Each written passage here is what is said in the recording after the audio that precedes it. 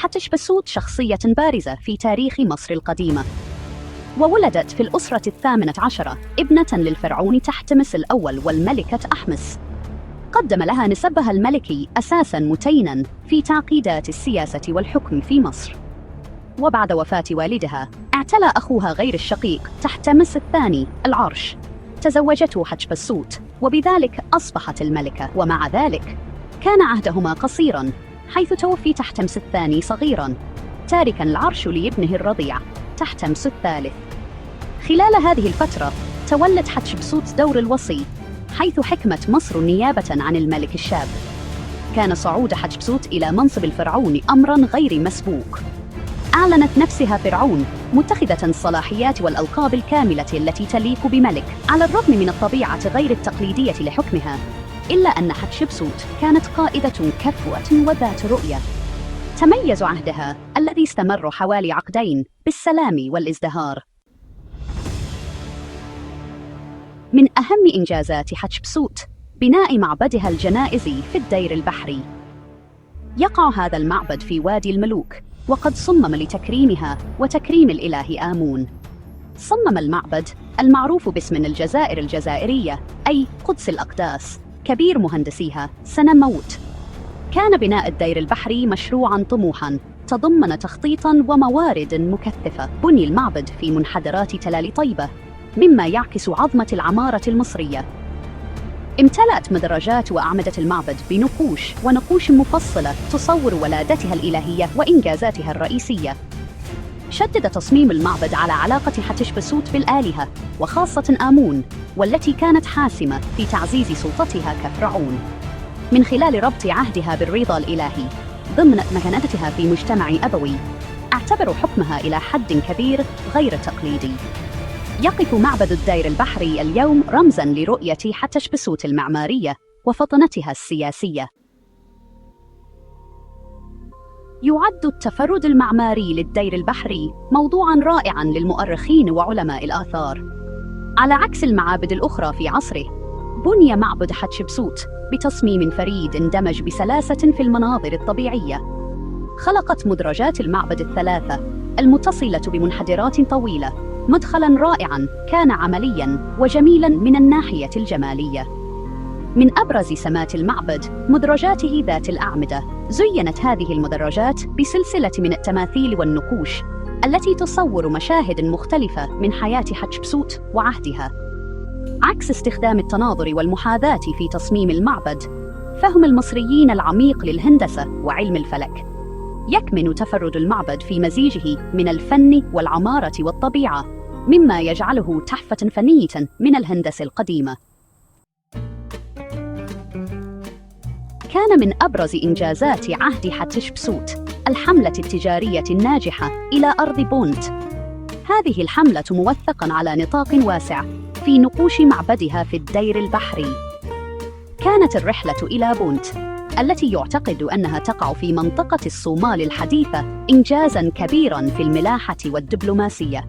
تصور النقوش ثروة البضائع التي تم تبادلها خلال الحملة، بما في ذلك الذهب والعاج والأبنوس والحيوانات الغريبة.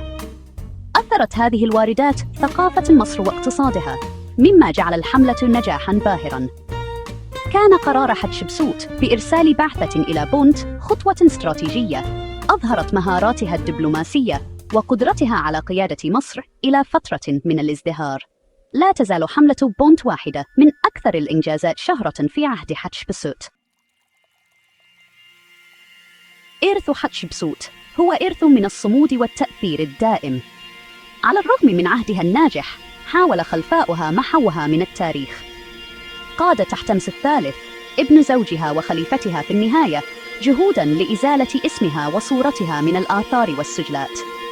تم تشويه التماثيل ونسبة إنجازاتها إلى فراعنة آخرين، ومع ذلك لم تكن جهود محو حتشبسوت من التاريخ ناجحة تماماً. نجت العديد من آثارها، بما في ذلك معبدها الرائع في الدير البحري، من محاولات الإزالة. أعادت إعادة اكتشاف معبدها والنقوش الموجودة بداخله قصتها إلى الحياة، مما سمح للعلماء بتجميع تاريخها الرائع. تحدى عهدها الأدوار التقليدية للجنسين في عصرها، وأثبت أن المرأة يمكن أن تحكم بفعالية مثل الرجل. تم الاعتراف بإنجازاتها في الهندسة المعمارية والتجارة والحكم كمساهمات كبيرة في تاريخ مصر القديمة. اليوم يتم الاحتفال بحتشبسوت كواحدة من أكثر حكام مصر القديمة نجاحاً وتأثيراً. كانت حياة حتشبسوت مليئة بالقصص والإنجازات الرائعة التي لا تزال تثير فضول المؤرخين والمتحمسين على حد سواء. أحد أكثر جوانب عهدها إثارة للاهتمام هو استخدامها للدعاية لإضفاء الشرعية على منصبها كفرعون. كلفت بتماثيل ونقوش عديدة تصور ولادتها الإلهية، مؤكدة حقها في الحكم بصفتها مختارة الآلهة. علاقتها بكبير مهندسيها سننموت جانب آخر مثير للاهتمام في عهدها. لم يكن سننموت مسؤولاً عن تصميم معبدها في الدير البحري فحسب، بل عمل أيضاً كمستشار مقرب وموثوق.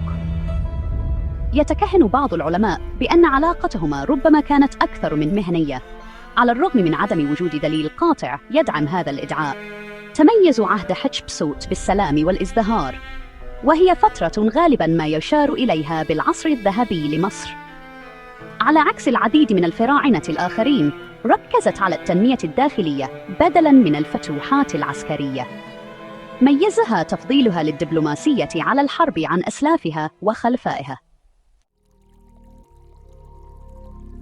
قصة حتشبسوت هي قصة تصميم وابتكار وصمود. تميز عهدها كفرعون بإنجازات كبيرة أعادت تشكيل مصر القديمة.